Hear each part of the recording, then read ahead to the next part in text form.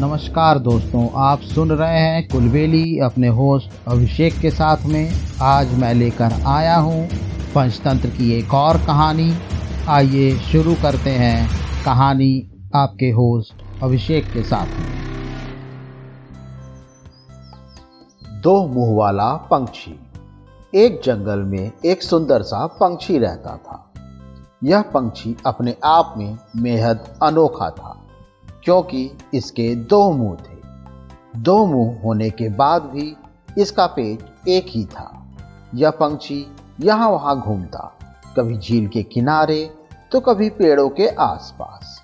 एक दिन की बात है, यह पंछी एक सुंदर सी नदी के पास से गुजर रहा था कि तभी उसमें से एक मुंह की नजर एक मीठे फल पर पड़ी। वो वहां गया और फल को देखकर बहुत खुश हुआ। उसने फल तोड़ा और उसे खाने लगा। फल बेहद मीठा और स्वादिष्ट था। उसने फल खाते हुए दूसरे मुंह से कहा, यह तो बहुत ही मीठा और स्वादिष्ट फल है, बिल्कुल शहद जैसा। मजा आ गया इसे खाकर। उसकी बात सुनकर दूसरे मुंह ने कहा, मुझे भी यह फल खिलाओ, मैं भी इसे खाना चाहता हूँ। पहले मुंह ने कहा, अरे तुम इसे खाकर क्या करोगे?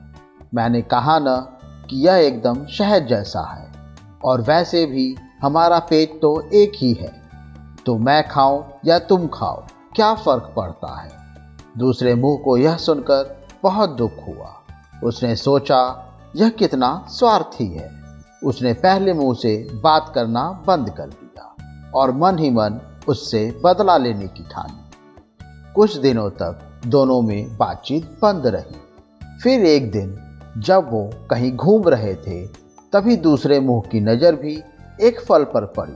वो फल जहरीला था। उसने सोचा कि बदला लेने का यह सही मौका है।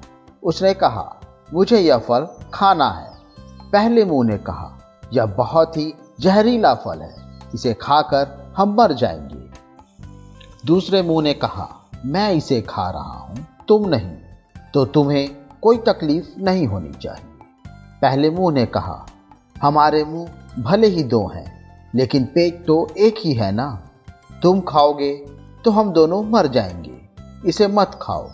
लेकिन पहले मुंह ने एक न सुनी और उसने वह जहरीला फल खा लिया, और धीरे धीरे जहर ने अपना असर दिखाया और वह दो मुंह वाला पंछी मर गया। इस कहानी से हम लोगों को यह शिक्षा मिलती है, स्वार्थ से बचकर एकता की शक्ति को पहचानना चाहिए। स्वार्थ हमेशा खतरनाक होता है, जबकि एकता का बल बहुत अधिक होता है।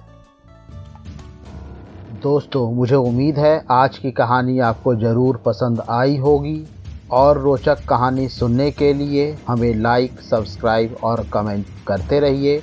तब तक के लिए अपने होस्ट अभिषेक को आज्ञा दें। नमस्कार।